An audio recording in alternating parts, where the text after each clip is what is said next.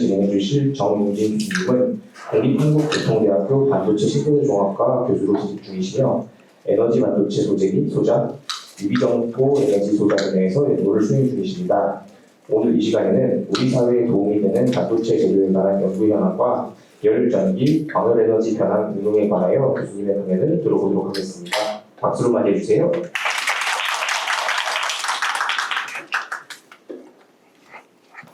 네, 안녕하세요. 국립한국교통대학교 반도체 신소재공학과 정용진입니다. 우선 이렇게 좀 즐거운 강연을 초대해 주셔서 되게 감사드리고요.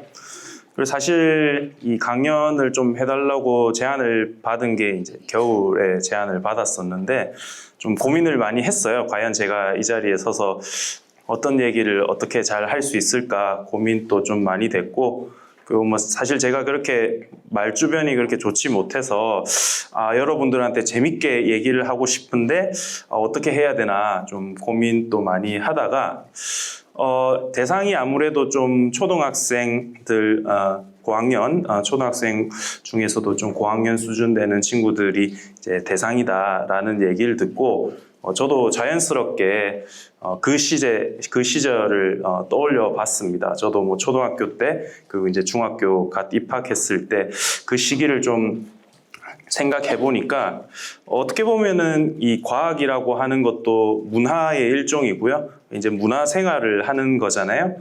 이제 저도 여러분의 나이, 여러분의 또래일 때 좀 많은 문화 생활을 했던 것 같습니다. 뭐 저희 때는 또 영화관이 갑자기 막 엄청 붐이 일어나가지고 뭐 영화도 많이 보러 가고 뭐 또 예전에 이제 난타라고 해서 그런 그 요리 도구를 가지고 음악으로 하는 그런 공연도 보러 가고요. 그리고 사실 그보다 더 어린 시기에는 저는 이제 부산에서 나고 자랐는데 한참 제가 어릴 때죠. 어릴 때 이제 대전에 올라온 적이 한 번 있었어요. 이제 여기 이제 굉장히 유명하죠. 대전 엑스포가 제가 어릴 때 있었었는데 사실 어릴 때 갔기 때문에 정확한 기억은 안 나지만은 적어도 한피탑이라든지 이런 곳에서 사진도 찍고 사람이 너무 많아서 줄도 엄청 오래 서고 뭐 그런 기억들이 납니다. 어쨌든 저도 어릴 때 이런 과학 문화 생활을 하면서 좀 많은 새로운 것도 보고 재밌는 얘기도 듣고 했던 것들이 여전히 지금 또 기억에 남아 있기 때문에 그래도 이제 여러분들 앞에서 제가 하는 뭐 하나하나의 말들이 또 어떤 친구들한테는 또 도움이 되고 그것이 기억에 남을 수도 있겠다라는 생각을 해서 뭐 한 명이라도 뭐 좋은 기운을 받고 좋은 얘기를 듣고 갔다라고 나중에 평가할 수 있다면은 여기서 뭐 제가 제 얘기를 해도 좋지 않겠나 그런 생각에 이렇게 좀 강연을 이제 수락하고 이렇게 자리에 서게 됐습니다. 사실 오늘 제가 준비한 내용은 지속 가능한 사회를 구현할 수 있는 반도체 소재인데요. 우선 이 소재라고 하는 것이 이제 제가 좀 연구하는 그리고 공부했던 그런 부분입니다. 특히 이제 그 중에서도 어떤 화학 반응을 이용해서 소재를 만드는 것을 제가 연구하고 공부하고 있는데요. 뭐 쉽게 생각하면은 그냥 요리하는 거라고 생각을 하면 됩니다. 그래서 한 번씩 제가 요리에 빗대어서 좀 얘기를 하기도 할 건데요. 우선 우리가 뭔가 라면을 끓인다든지 뭐 밥을 짓는다든지 맛있는 요리를 하기 위해서는 물론 요리사가 굉장히 공부도 많이 하고 그래서 이제 기술을 이용해서 맛있는 요리를 만들 수도 있지만은 궁극적으로는 맛있는 요리가 탄생하려면은 재료 자체가 좋아야 됩니다. 뭐 한우가 우리나라 이제 소고기 같은 경우도 그냥 좀 질 낮은 싼 고기보다 뭐 2+ 한우 같은 걸 먹으면은 뭐 아무렇게나 구워도 사실 맛있거든요. 근데 조금 질 낮은 소고기들은 좀 잘못 구우면은 엄청 질기거나 좀 맛이 없죠. 그래서 사실은 무언가 결과물을 만들 때 재료 자체가 좋으면은 결과물도 좋은 그런 경우가 굉장히 많습니다. 그래서 이제 그런 부분이 좀 재밌을 것 같아가지고 저는 주로 이런 소재를 만드는 일을 하고 있고요. 그 중에서도 최근에 우리나라 산업에서 어쨌든 필요한 소재를 만들어야 될 건데 어떻게 보면 우리나라 그리고 이제 특히 여러분들이 앞으로 이제 미래를 살아나가게 되고 미래의 주역이 될 것인데 어떤 그래도 좀 도움이 되는 재료를 만들어야 되겠다 싶어서 어떤 재료가 좋을까 생각을 해보면은 현재 우리나라가 아니죠. 사실 전 세계적으로 굉장히 중요한 산업이라고 하면은 크게 이 인공지능 AI라고 얘기를 하죠. 그런 AI 산업이랑 그 이제 에너지 부분이 될 것 같습니다. 사실은 뭐 여러분의 나이 때 제가 이제 중학교 1학년 때 앞서 말씀드린 바대로 이제 영화관을 많이 갔어요. 그래서 학교에서 시험 끝나면은 단체로 영화관 가서 영화를 보기도 했었는데요. 많은 영화를 봤지만은 그 중에서 이 AI라고 하는 영화가 2001년, 그러니까 벌써 한 24년 지났죠. 그 전에 이런 영화가 있었습니다. 사실 이제 알고 보면 굉장히 슬픈 영화긴 한데 어쨌건 한 아이가 있었는데 그 아이가 조금 아팠어요. 조금 아파가지고 이제 엄마 아빠가 이 아이를 좀 당분간 못 보게 되는 그런 상황이 벌어졌어요. 그래서 이제 그치만 그 엄마 아빠는 이 아이를 너무 보고 싶어서 복제 인간을 만들게 됩니다. 복제 인간이라고 하면은 로봇인데 이제 인간처럼 이제 완전히 생김새도 인간이랑 똑같이 그런 복제 인간을 만들었어요.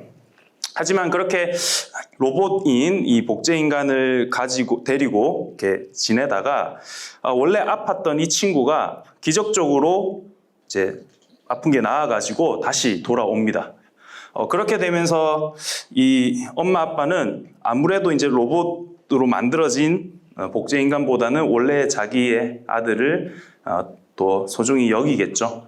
그리고 이 로봇이라고 하는 것은 그 당시에는 여전히 조금 로봇이라고 하는 한계가 있었기 때문에 어떤 사람이 가져야 되는 그런 감정을 온전하게 느끼지는 못했었나 봐요.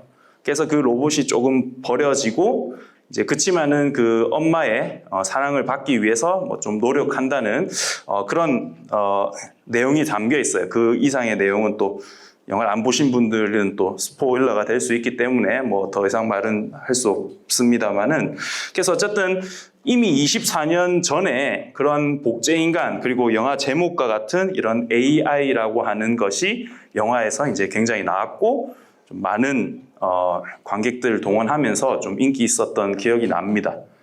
그런데 지금은 이때는 사실 영화로만 생각을 했는데 지금은 정말 그 영화에서만 보던 그런 복제 인간이 실제로 나타날 것 같다라는 뭐 기대감도 있을 거고 또 뭐 막연한 두려움도 좀 있는 것 같고 어쨌든 이게 정말 점점 현실화되어 가고 있다는 그런 생각이 좀 들었습니다.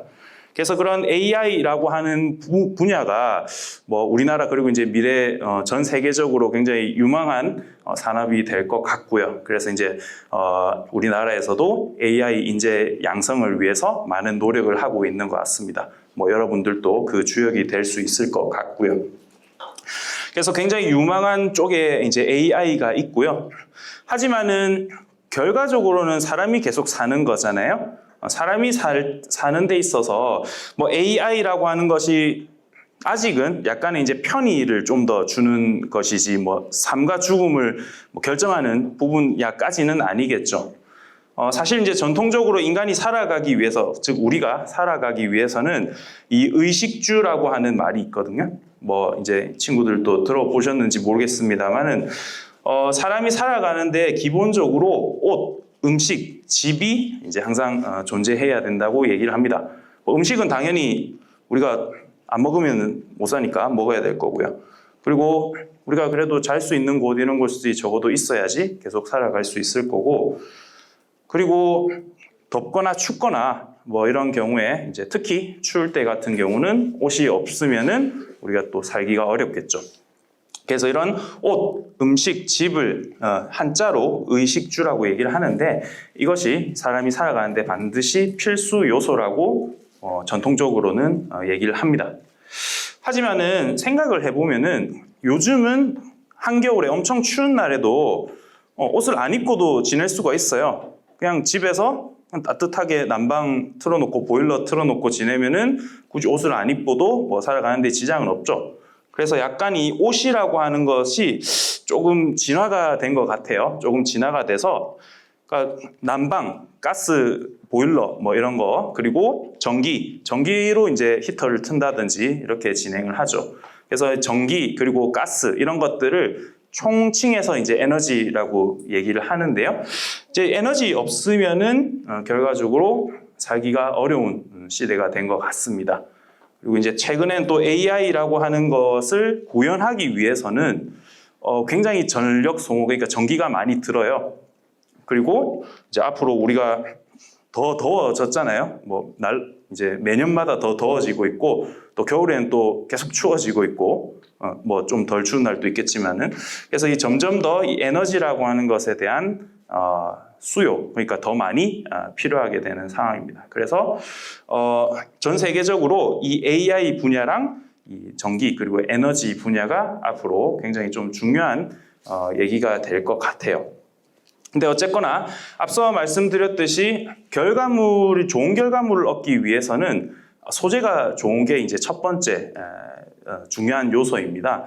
이 AI라고 하는 이런 산업을 실제 만들기 위해서는 반도체 칩이라고 하는 어떤 그 부품이 필요한데요. 결과적으로는 거기는 다양한 소재들이 들어가지만은 또 반도체라고 하는 소재가 주로 많이 들어가게 됩니다. 그리고 이 에너지라고 하는 부분에 있어서도 다양한 소재가 많이 필요한데요. 많은 경우는 일단 앞서 제가 말씀드렸던 어떤 화학적인 반응을 통해서 다양한 소재를 만들기도 하고, 그리고 일부는 또 반도체라고 하는 소재를 이용해서 이 에너지 분야의 문제를 해결하는 경우도 있습니다. 그래서 이제 저 같은 경우는 앞서 제목과 같이 이제 이런 반도체 특성을 가지고 있는 소재를 좀 연구하고 있고요. 그래서 결과적으로는 우리가 앞으로 사회를 살아가는 데 있어서 이런 AI, 인공지능, 그리고 에너지 이런 것들이 필요하기 때문에, 즉 지속 가능한 사회를 구현하기 위해서 이런 반도체 소재가 좀 필요한 것 같고요. 이제 저는 거기에 좀 열심히 일을 하고 있습니다. 그래서 앞서 말씀드린 대로 저는 화학 반응을 이용해서, 그러니까 뭐 어릴 때 생각해 보면은 어떤 비커 같은 데에다가 뭐 물이나 이런 걸 액체를 집어넣고 뭐 A 가루를 섞어서 녹이고 B 가루를 섞어서 녹이고 그것을 막 섞으면은 그냥 무색 투명한 거였는데 갑자기 빨간색이 되고, 이렇게 이제 용액의 색깔이 바뀐다든지 이런 실험들을 저도 이제 초등학교, 중학교 때 많이 했던 것 같은데요. 그런 게 결국은 이제 화학 반응이라고 얘기를 합니다. 그래서 이제 그런 화학 반응들을 이용해서 소재라고 하는 것을 만들고요. 그런 소재를 이제 앞서 말했던 그런 분야에 응용하고 있는 일을 하고 있습니다. 자, 어쨌든 이런 그 에너지 그리고 인공지능 영역에 적용하기 위해서는 반도체 소재 연구가 필요하다 말씀을 드렸는데요. 어쨌든 제 소개가 좀 안 된 것 같아가지고 제 연구 여정을 좀 말씀드리면은, 저는 앞서 말했듯이 화학을 그래도 좀 좋아했어요. 화학 반응하는 게 신기하기도 했고, 그래서 화학과 관련된 공부를 좀 하고 싶어서 화학공학과라고 하는 이제 학과에 대학을 가게 됐고요. 물론 이제 고등학교 때 또 과학을 열심히 공부해서, 그래서 화학공학과를 가서 박사 과정까지 또 진행을 하고, 그 뒤에는 이게 화학공학이라고 하는 게 사실 전통적으로 말하면 석유를 배우는 거거든요. 석유를 배우는데 계속 이제 에너지 얘기를 할 때 석유는 이제 그만 써야 된다. 그 차후에 다양한 에너지원을 써야 된다. 뭐 그런 얘기들을 많이 하죠. 뭐 태양광을 써야 되나, 원자력을 써야 된다, 풍력을 써야 된다, 뭐 이런 식으로. 그래서 그런 에너지가 석유가 아닌 다른 에너지원이 필요하다는 게 굉장히 중요한 그 부분이라고 생각했기 때문에 좀 에너지 공학과, 에너지를 좀 다루는 그런 학과에 가서 좀 연구원으로 좀 있었습니다. 그래서 거기서 공부도 하고 연구를 하다가 결과적으로 이 에너지 그리고 소재를 만드는 데 있어서 그냥 우리가 생각을 해도 라면을 끓일 때 아무것도 없이 라면을 끓이는 거 아니잖아요. 냄비도 있어야 되고 뭐 저을 수 있는 그런 이제 찍배도 있어야 되고, 그러니까 다양한 결국 소재를 만들기 위해서도 다양한 도구가 필요합니다. 그래서 그런 도구 혹은 이제 장비겠죠. 그런 장비를 만드는 게 조금 배울 필요가 있겠다. 장비에 대한 지식을 좀 가져야 되겠다라는 생각이 들어서 또 이제 기계공학과에 이제 미국에 좀 놀러 간 김에 기계공학과에 가서 또 연구를 좀 했고요. 그래서 공부를 하다가 지금은 이제 대학교로 왔는데 신소재공학이라고 하는 학문에 있는 영역에서 지금 학생들을 가르치고 연구도 하고 있습니다. 제가 이 연구 여정을 말씀드린 이유는 사실 이 반도체 분야라고 하는 게 단순 한두 개만 알아가지고 어떤 전문성을 가지기 조금 힘든 산업입니다. 어떻게 보면 이제 반도체 산업이라고 하는 것을 굉장히 융합 산업으로 융합 과정을 통해서 만들어지는 산업이 반도체라고 얘기를 해요.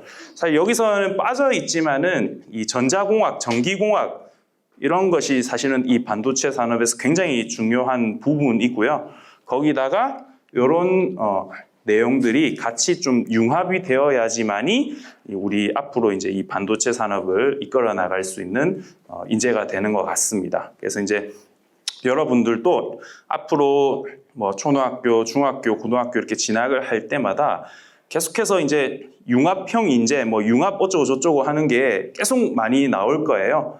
그것이 그냥 뭐 A랑 B랑 섞어서 융합이 아니고 이런 다양한 과정들을 거쳐가면서 미래 산업, 미래 이제 특히 과학이겠죠. 제가 과학을 업으로 하다 보니까 그런 과학 그리고 공학 산업에 좀 중요한 기여를 할 수가 있습니다. 그래서 이제 여러분들도 좀 뭐 단순히 한 개만 좋다고 해서 한 개만 공부할 게 아니고 좀 융합적으로 뭐 관심 있는 분야들을 다양하게 어떻게 보면은 이 금요일의 과학 터치 같은 것도 매주 다른 주제를 가지고 이렇게 강연도 하고 여러분들한테 얘기를 하잖아요. 이런 것들이 때로는 관심이 좀 덜한 분야도 있지만은 또 알아두면은 나중에 분명히 여러분이 좀 하고 싶은 게 생겼을 때 도움이 될 수 있기 때문에 그런 얘기도 좀 겸할까 해서 연구 여정을 좀 소개했고요. 자, 어쨌든 이 과정을 거치면서 결과적으로는 제가 하는 것 다양한 소재를 만든다고 했었죠. 그래서 여기 몇 가지 이제 좀 가져와 봤는데 이렇게 네모나게 생긴 소재도 만들고 그리고 이제 이렇게 뒤에 가서 또 소개를 하겠지만은 약간 회오리 감자처럼 생긴 이런 소재도 좀 만들고요. 동그란 거, 약간 각진, 네모난 거, 그 동그란 거 사이사이에 뭔가 점 같은 거, 그냥 이제 좀 박혀 있는 이런 형태, 아니면 이제 조금 파이버, 그러니까 좀 길쭉한, 혹은 길쭉한 거 위에 좀 판때기 같은 거, 쉽게 말해서 어떤 납작한 이런 것들이 같이 있는. 이런 다양한 소재들을 이제 좀 이런 그 연구 과정을 거치면서 만들고 이런 소재들을 이용해서 앞서 말씀드린 어떤 AI에 적용할 수 있는 칩에 들어가는 소자라든지 아니면 이제 에너지 분야에 대한 응용을 하는 쪽에 좀 계속해서 연구를 좀 진행하고 있습니다. 자, 흔히 반도체라고 하면은 우리가 뉴스나 이런 데서 보면 이런 그 화면이 주로 익숙할 것 같아요. 그래서 현재 이 반도체 회사, 흔히 이렇게 생긴 거 우리가 팹이라고 얘기를 하기도 하고 이제 혹은 라인이라고 얘기를 하기도 하는데 이런 곳에서 만드는 게 결국 이런 반도체 칩을 만들고요. 근데 사실 이런 회사에서 주로 만드는 반도체 칩은 쓰이는 재료가 실리콘이라고 하는 재료를 많이 씁니다. 사실 반도체라고 하는 거는 그냥 실리콘만 그런 반도체 특성을 가지고 있는 건 아니고요. 여기에 있는 화학 주기율표에서 한 요 정도에 있는 원소들 중 일부가 반도체라고 하는 그런 특성을 가지고 있습니다. 사실은 이 실리콘이라고 하는 녀석보다 밑에 있는 녀석 G이라고 적혀 있는 게 이제 절마늄이거든요. 이런 절마늄이 반도체적 특성 자체로만 보면 조금 더 좋을 수가 있어요. 근데 반도체를 우리가 개발을 할 때 이게 조금 더 좋은 녀석임에도 불구하고 실리콘을 주로 많이 썼습니다. 그 이유는 사실 이거는 조금 비싸고 구하기가 좀 어렵고요. 실리콘은 상대적으로 구하기가 쉽습니다. 쉽게 생각해 보면 여러분들이 더 어릴 때 뭐 가지고 놀던 모래나 이런 곳에서 쉽게 얻을 수 있는 게 이 실리콘이라고 하는 원소예요. 모래의 주 성분이 이제 실리콘과 산소로 이루어져 있다고 생각하시면 됩니다. 그래서 주변에서 구하기 쉽기 때문에 이 실리콘을 이용해서 다양한 이 반도체 소재를 만들고 그것을 이용해서 그 반도체 칩을 많이 구현을 해 왔습니다. 하지만 우리가 모래와 같이 이렇게 쉽게 얻을 수 있는 소재이긴 하지만 좀 단점이 막 그렇게 이 실리콘 자체의 특성이 모든 영역을 커버할 수 있을 정도로 좋진 않아요. 그래서 이 최근에는 실리콘 말고 다른 조금 더 좋은 원소들을 이용해서 또 다양한 기능을 하는 쪽으로 적용을 하는데요.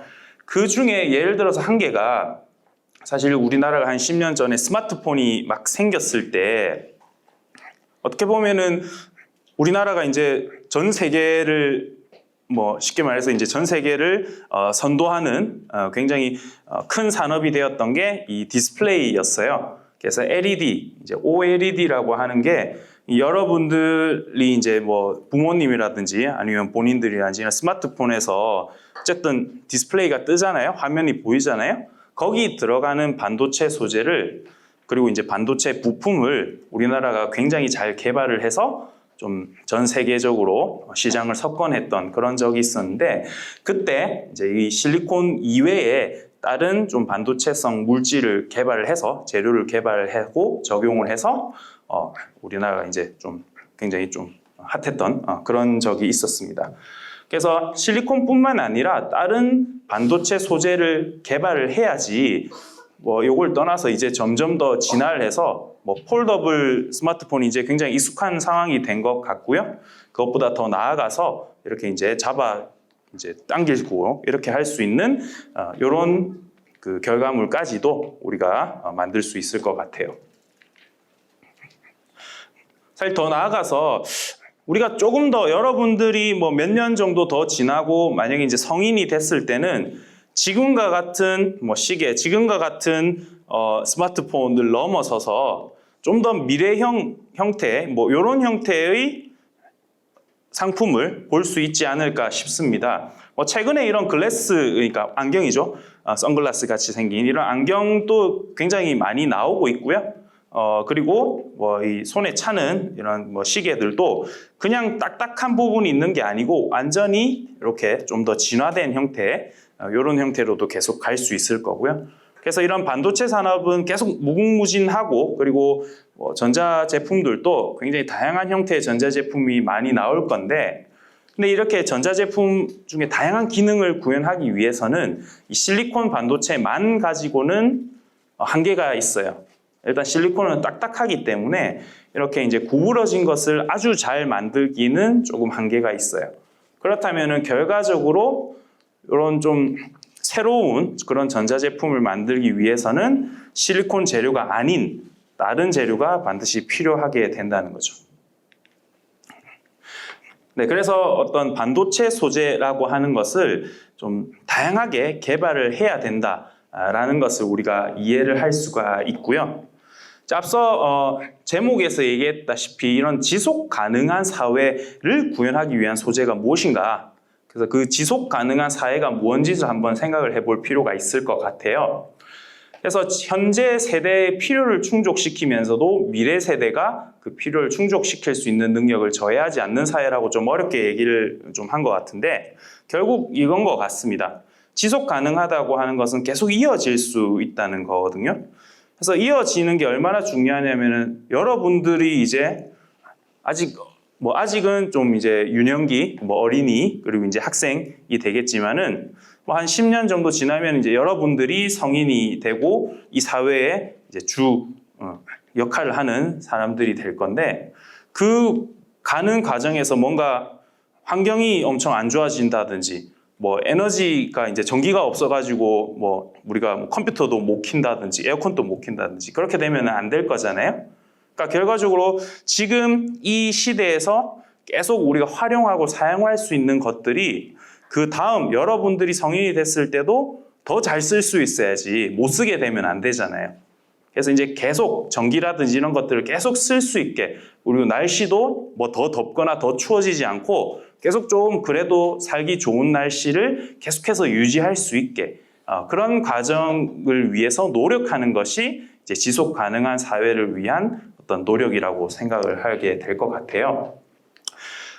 사실 이제 사회적인 영역, 뭐 경제적인 영역, 뭐 이런 영역도 있지만은 이것은 뭐 사실 과학이랑은 좀 다른 문제라서 뭐 굳이 얘기할 필요는 없을 것 같고, 어쨌든 과학적 관점에서는 이 지속 가능성이라고 하는 게 결국은 환경 그리고 뭐 에너지 쪽이 되는 것 같아요.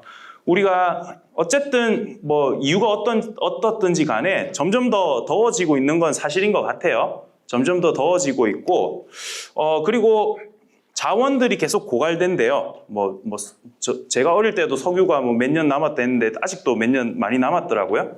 뭐 고갈되면 다시 찾아가지고 계속 쓰긴 합니다만은, 어쨌든 고갈이라고 하는 거는 이제 사용한 이제 자원들을 캐서 쓰면은 그 다음에 다시는 없는 거예요. 그럼 이제 결국은 다 없어지겠죠. 결국은 많이 고갈되면 많이 고갈될수록 더 비싸진다든지 뭐 그런 경우들이 생길 수도 있을 겁니다. 뭐 여러분들이 아직 체감은 안 되겠지만은 전기료 이런 것들도 지금은 여러분들이 내지 않기 때문에, 돈을 내지 않기 때문에 뭐 관심 없을 거지만은 이 전기료라고 하는 것도 계속 조금씩은 올라가고 있을 거고 앞으로도 계속 올라갈 거예요. 그러니까 그게 너무 오르면은 지금처럼 펑펑 에어컨을 못 쓸 수도 있다는 거예요, 이 더운 여름에. 그래서 그런 부분들을 좀 신경 써야 되지 않나라는 게 이제 이 지속 가능한 사회를 유지하기 위한 노력이라고 보시면 됩니다. 그래서 뭐 충분히 중요하다는 걸 우리가 알 수 있을 것 같고요. 그래서 이제 그 지속 가능한 사회에서 결국 이제 에너지 그리고 환경적인 영역이 좀 중요한 것 같은데, 이 에너지라고 하는 게 결과적으로는 기존에 지금 쓰고 있는 화력 발전 같은 것들은 조금 환경적으로 좋지는 못해요.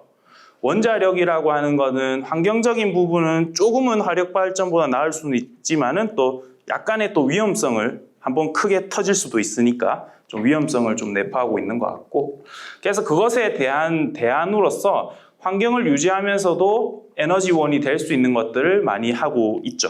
그래서 뭐 최근에 뭐 조금만 가도 태양광 패널도 많이 볼 수 있을 거고요. 그리고 저기 바닷가나 산 가면은 풍차 같은 것도 뭐 굉장히 많이 좀 설치되어 있죠. 그래서 이런 전통적인 거를 계속 쓰면은 결과적으로 환경도 나빠지고 자원도 계속 고갈이 되기 때문에 그것을 대체하기 위한 친환경 에너지원에 대한 개발을 굉장히 많이 하고 있고요. 그 와중에서도 뭐 이것은 아마 다른 강연에서도 많이 얘기를 했을 건데, 그 와중에서도 결국 반도체 소재를 활용한 그런 에너지 생산할 수 있는 이런 장치도 많이 만들고 있습니다.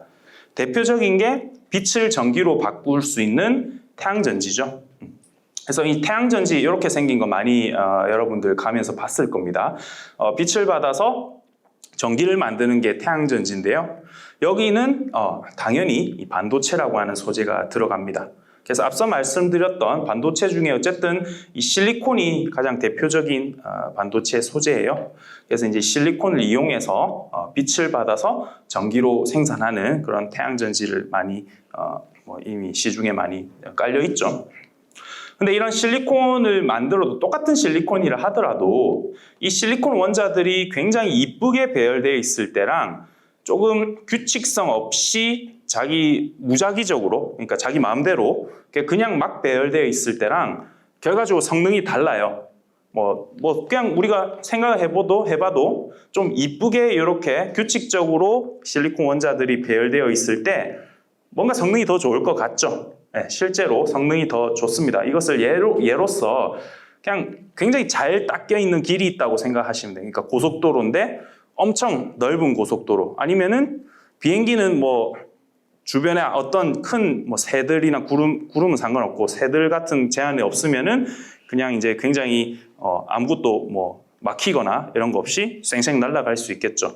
그런 상황이라고 보시면 되고, 이 무언가 좀 무작위적으로 배열이 잘 안 돼 있고 그리고 중간중간에 이상한 것들이 같이 끼어져 있으면은 뭔가 비포장도로라고 생각하시면 돼요. 그냥 흙길에 이제 자동차가 간다든지 유모차라든지 이런 게 간다면은 킥보드라든지 그런 것들이 가면은 굉장히 덜덜덜 하면서 잘 못 가죠.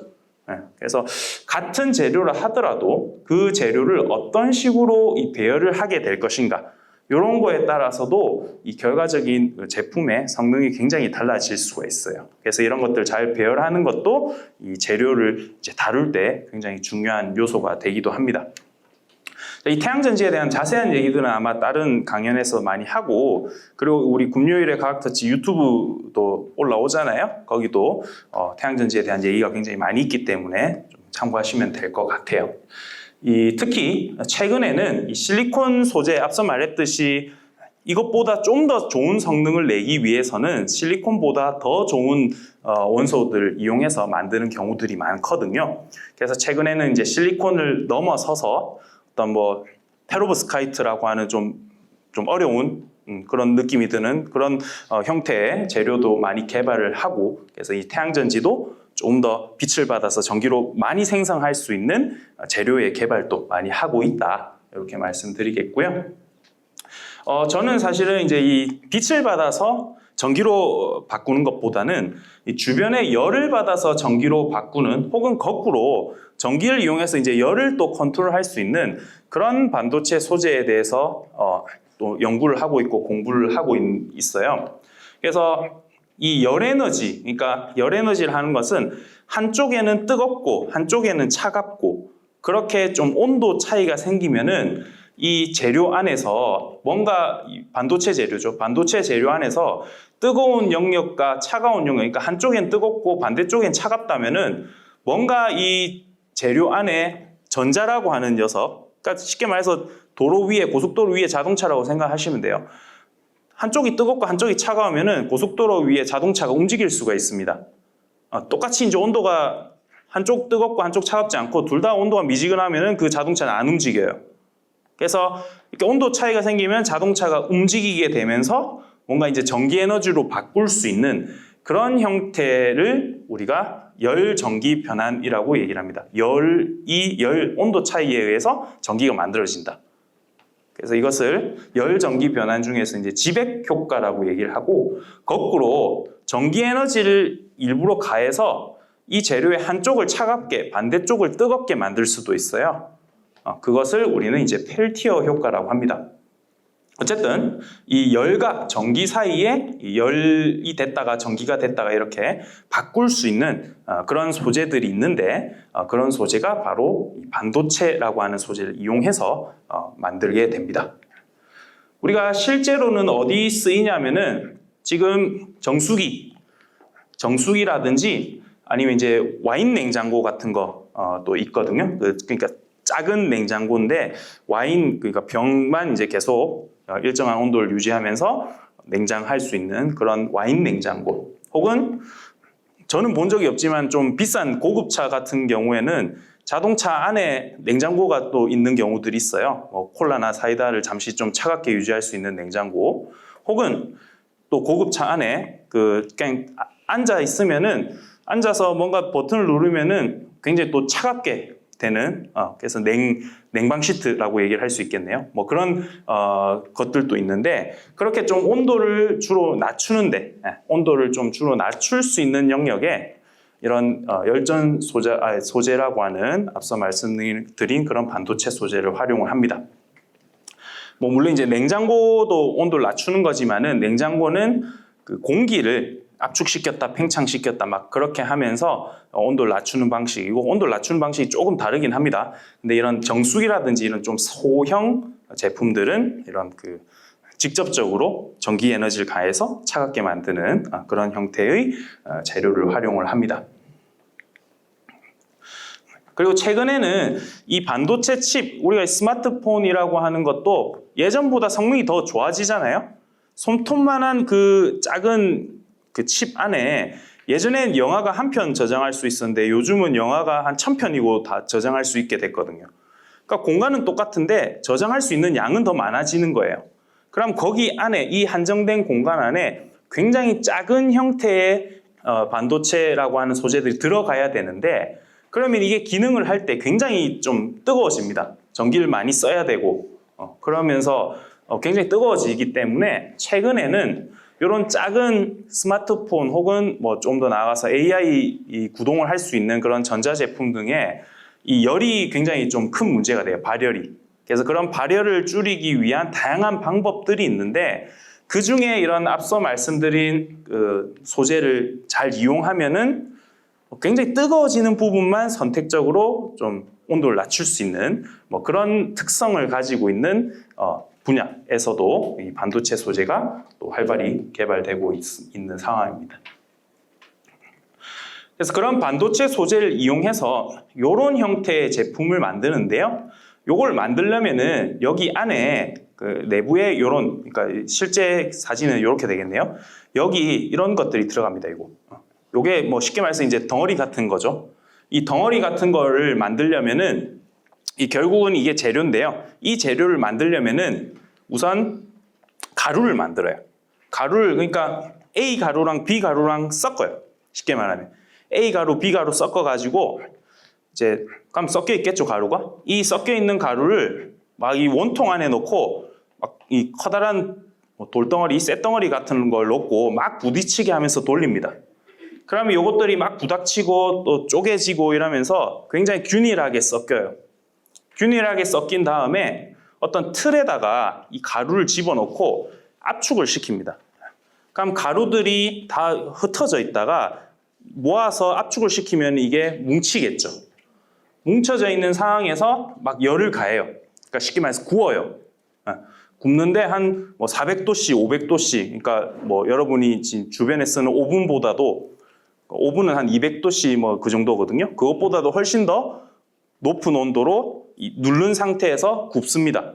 구우면은 이게 뭉쳐져 있던 것들, 뭉쳐져 있는 가루들이 이렇게 각각 이렇게 있다가 이것이 서로 붙게 돼요. 서로 붙게 되면서 결과적으로 이런 덩어리가 만들어집니다. 그래서 이렇게 덩어리가 만들어지면은 이 덩어리를 원하는 크기에 맞게 잘라가지고 뭐 이렇게 자를 수도 있고 뭐 원형으로 원통으로 이렇게 자를 수도 있고 뭐 이렇게 잘라서 여기에 접목시켜서 응용을 하게 됩니다. 이제 여기서 재료는 이 가루를 뭐 어떤 가루랑 뭐 어떤 가루를 섞을 거냐 뭐 이렇게 이제 만들 수가 있겠죠. 그래서 뭐 예를 들면은 밀가루인데 밀가루로 이제 면을 만들었는데 그냥 보통 면은 그냥 색깔이 뭐 하얀색 비슷한 색이지만은 또 경우에 따라서 어떤 맛있는 집 가면은 색깔이 좀 달라요.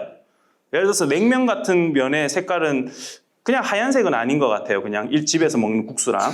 그 이유는 이제 냉면에는 또 메밀가루라고 하는 것이 조금 들어가 있을 수 있는데 그렇다면 그 메밀가루랑 밀가루를 막 섞어가지고 이제 면을 만드는 거예요. 그랑 비슷하다고 생각하시면 돼요. 그래서 어떤 A 가루랑 B 가루랑 뭐 C 가루랑 뭐 몇 가지 종류의 가루가 있겠죠. 그 가루를 막 섞어가지고 압착시켜서 우리가 이제 원하는 형태로 소재를 만들게 됩니다. 그게 쉽게 말하면 이제 이 재료를 만드는 방법이에요. 뭐 몇 가지 방법 중에 한 가지 방법이고요. 그래서 그 왜 그러면 썩냐? 한 가지 소재만 가지고는 우리가 원하는 능력이 안 나와요. 그래서 실리콘은 이 실리콘이라고 하는 한 가지 소재만 써왔지만은 그래도 안 나오거든요. 뭔가 원하는 게. 그래서 이 실리콘도 거기다가 좀 다른 녀석을 섞기도 하고, 그리고 이제 좀 더 나아가서 실리콘이 아니고 좀 더 좋은 성능을 내기 위해서 특히 앞서 말했던 기능, 열을 전기로 바꾸고 혹은 전기를 열로 바꾸는 그런 기능을 가지는 반도체를 만들기 위해서는 이 실리콘 가지고는 잘 안 되고요. 여기 있는 이런 물질이랑 또 이쪽에 있는 어떤 특정 물질들, 뭐 여기 이제 이런 물질들 혹은 이런 물질들, 그러니까 두 가지 이상의 원소의 가루를 서로 섞어 가지고 우리가 원하는 기능을 가지고 있는 반도체 소재를 만들게 됩니다. 그래서 이제 앞서 말했던 가루들을 앞서 봤던 뭐 TE라고 적혀 있는 가루 혹은 뭐 PB라고 적혀 있는 가루, 이런 가루들을 서로 섞어서 이제 원하는 재료를 만들 수 있다. 이렇게 얘기를 할 수 있겠습니다. 그리고 이 재료를 만드는 게 사실 또 크게 두 가지가 있어요. 첫 번째는 이 큰 재료를 잘게 잘라가지고, 쉽게 말해서 큰 덩어리를 잘게 잘라서 가루를 만드는 거예요.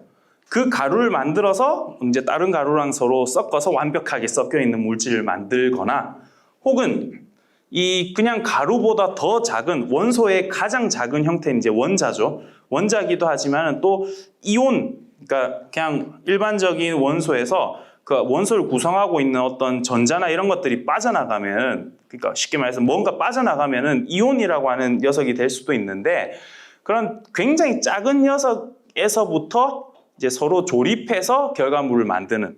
그러니까 쉽게 이 그림을 생각하면은 큰 덩어리가 있는데 이것을 조각해가지고 잘게 서로 깎아 내려가지고 결과물을 만든다든지, 혹은 각 부속품들이 있는데 이 부속품들을 서로 조립해서 결과물을 만든다든지, 이렇게 이제 두 가지 방식이 있어요.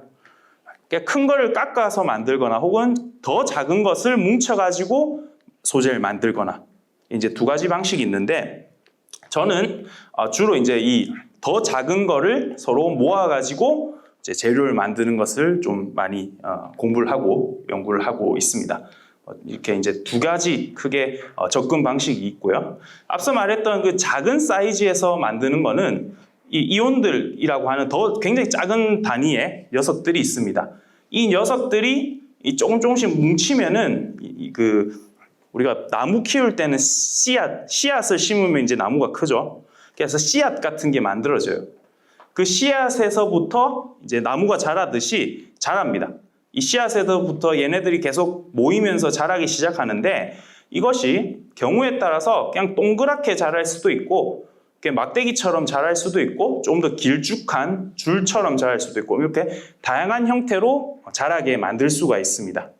그래서 같은 재료라 하더라도 어떤 식으로 만드느냐에 따라서 다양한 형태의 재료를 만들 수가 있는 거죠.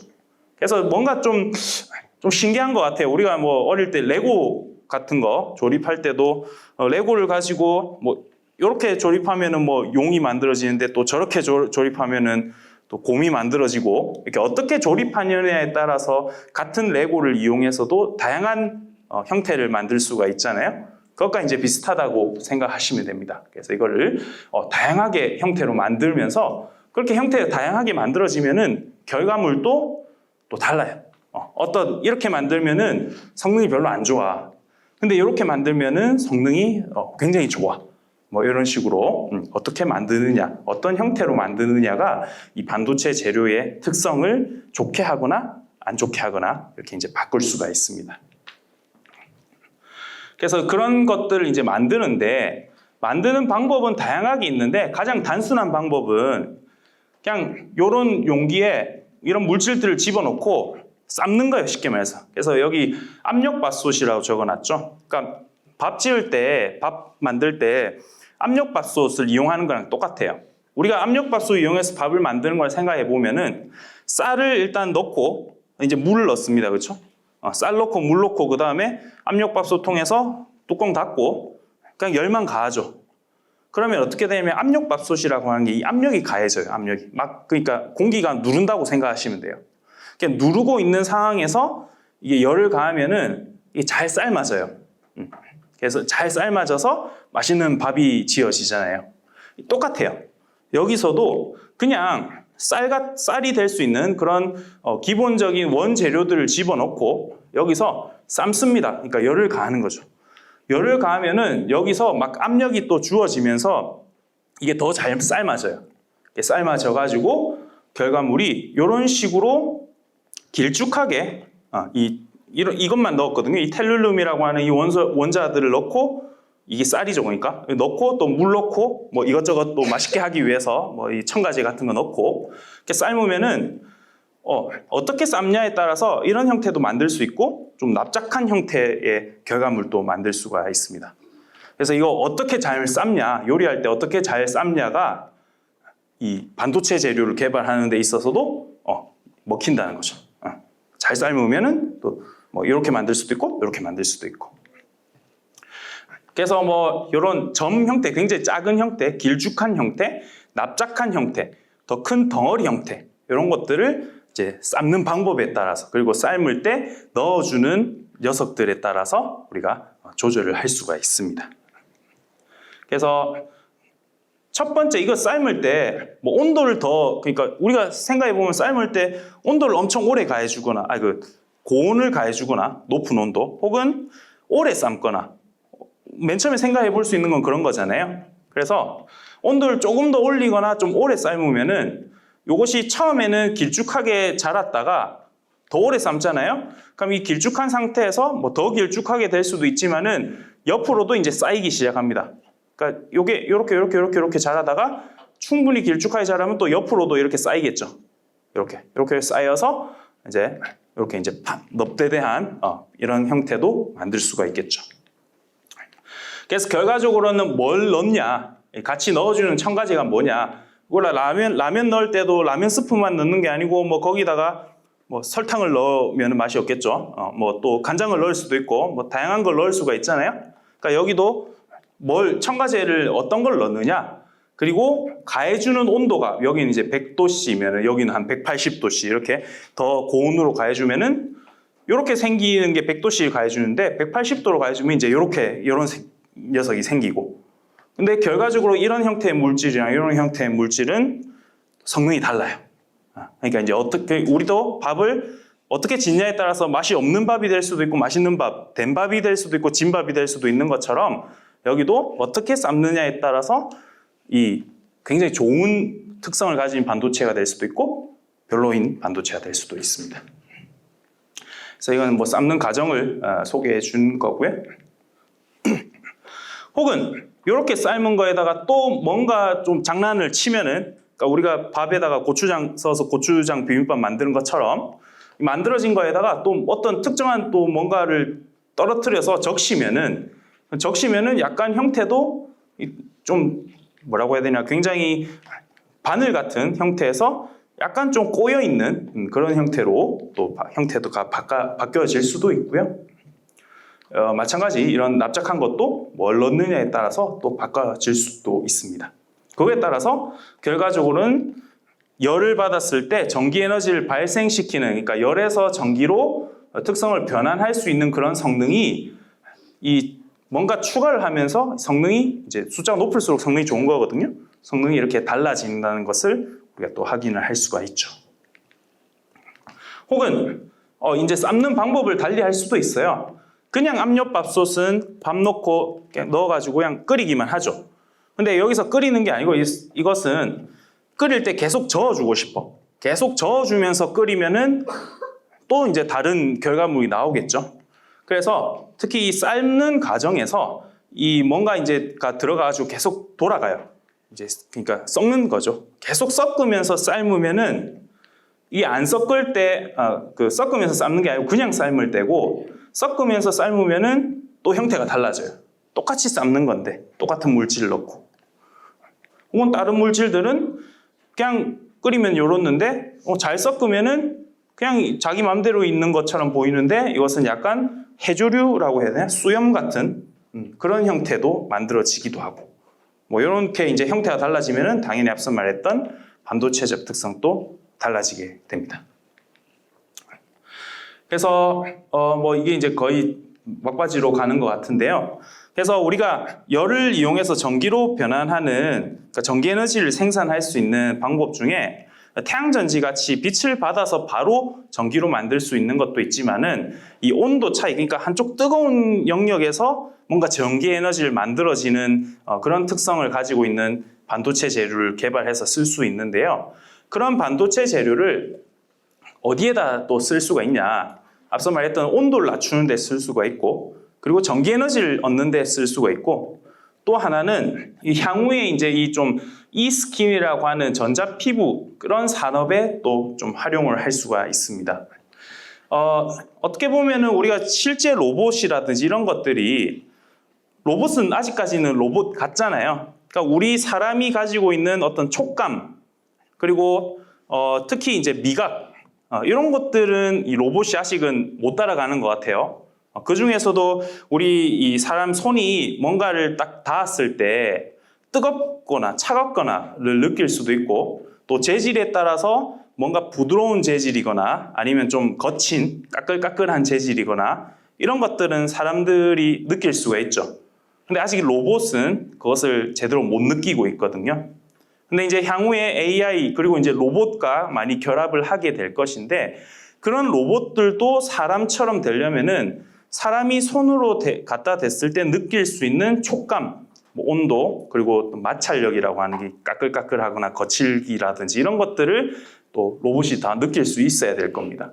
그래서 마치 인간의 피부가 가진 다양한 기능을 모방하거나 능가하는 그런 전자장치에 이제 들어있는 표면 피부를 전자피부라고 하는데요.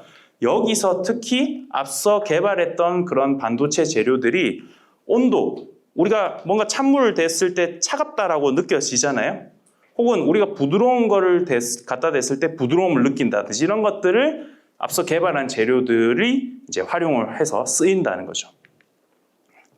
그래서 이것은 최근에 작년이죠. 최근에 어떤 좀 중국에서 막 그 연구자들이 개발을 해서 결과물을 낸 건데 이런 식으로 뭔가 재료를 개발해서 이 뭐라고 해야 되냐 종이 같은 거 위에 이 재료를 입힙니다. 이렇게 입히고 손에 이제 대면은 이 손에 이제 감겨져 있는 이 녀석을 이제 뭔가 갖다 대면은 뜨거움을 느낀다든지 아니면 특히 좀 화면이 밝은데 어떤 재질인지까지 느낄 수 있다라고 나와 있어요. 그러니까 우리가 금속 쇠를 집을 때랑 좀 부드러운 그 이불 혹은 베개 같은 걸 우리가 손을 갖다 댔을 때 느낌이 다르잖아요. 그런 촉감을 이제 느낄 수 있다라고 얘기를 합니다. 그래서 이제 저도 최근에 좀 진행해봤는데 제가 저희 연구실에서 만드는 물질을 이런 종이 위에다가 입혀가지고 만들었어요. 그리고 이 차가운 물을 넣고 손을 대면은 이렇게 이제 신호가 뜨죠. 이렇게 이제 신호가 뜨기도 하고, 뭐 또 뜨거운 물에 손을 대면은 여기 차가운 물은 신호가 지금 아래로 뜨고 있는데 뜨거운 물을 갖다 대면 신호가 또 위로 떠요. 이렇게 이제 또 이 숫자로 치면 위로 뜨고, 뭐 이건 거꾸로 돼 있네. 아래로 뜨고.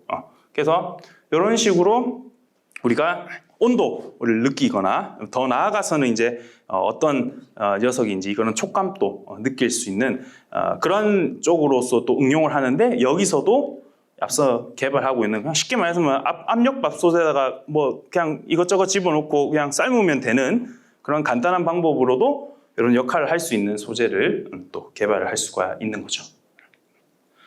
그래서 이 이외에도 또 예를 들면은 우리가 실제로 신체에 뭔가 부착하기 위해서는 그냥 딱딱한 게 부착되어 있으면 뭔가 좀 이질적이지 않아요? 여기서도 좀 너무 좀 티가 나잖아요. 뭔가 좀 티가 안 나게 진짜 신체에 부착할 수 있는 그런 소재가 필요하겠죠. 예를 들면 뭐가 있냐면은 콘택트 렌즈, 그러니까 우리 눈에 삽입하는 렌즈. 그런 렌즈들은 딱 봐도 이제 신체에 부착해도 별로 안 위험할 것 같잖아요. 이질적이지도 않고. 그래서 그런 콘택트 렌즈인데 뭔가 이제 그냥 단순히 뭐 잘 보이게 하는 역할뿐만 아니라 또 다양한 기능들을 하는 그런 콘택트 렌즈도 개발을 하고 있어요.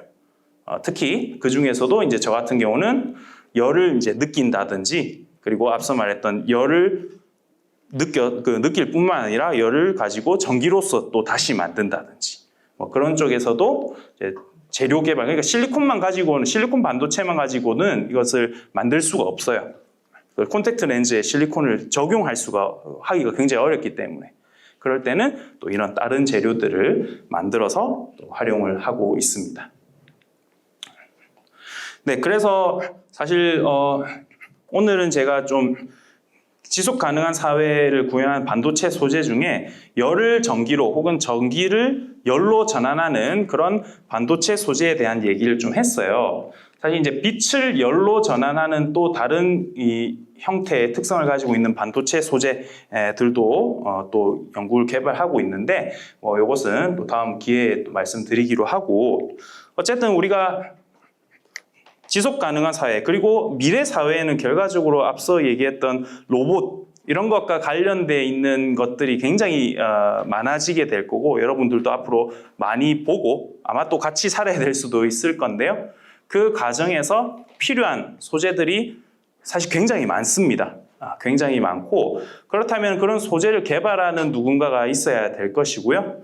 특히 또 우리나라가 소재를 개발하는 데 있어서 굉장히 좀 강국입니다. 전 세계적으로 잘 하고 있는 나라기도 하고요. 그래서 이런 전문적인 것들을 계속해서 이어나가야 되는데 여러분들이 뭐 요리 좋아하는 친구들 뭐 이런 친구들은 뭐 요리만 할 게 아니고 이런 식의 다양한 재료를 개발하는 쪽에 있어서도 뭐 관심을 가지고 한번 살펴보면은 어떨까 싶습니다.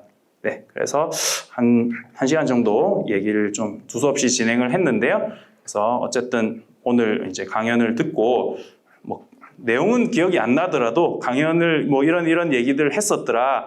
뭐 압력밥솥 가지고 뭐 어쩌고 했다더라. 그 정도만 여러분들이 기억에 남아도 향후에 분명히 여러분들 앞으로 미래에 큰 도움이 될 수 있지 않을까 생각을 하면서 네, 말씀을 마치도록 하겠습니다. 네, 감사합니다. 감사합니다. 혹시 질문 나오실 분들 네, 손 들고 질문 주시면 감사하겠습니다.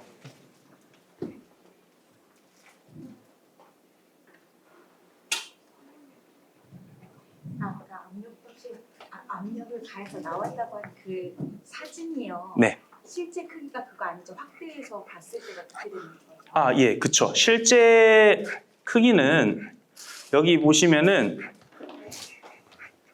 요 정도가 10 마이크로미터입니다. 10 마이크로미터라고 하면은 머리카락 한 가닥보다도 더 작은 사이즈. 굉장히 이제 작은 해오리 감자가 만들어졌다라고 생각하시면 돼요. 머리카락보다도 한 10배 정도 더 작은 크기를 가진 뭐 해오리 감자들이 만들어진다라고 생각하시면 될 것 같습니다.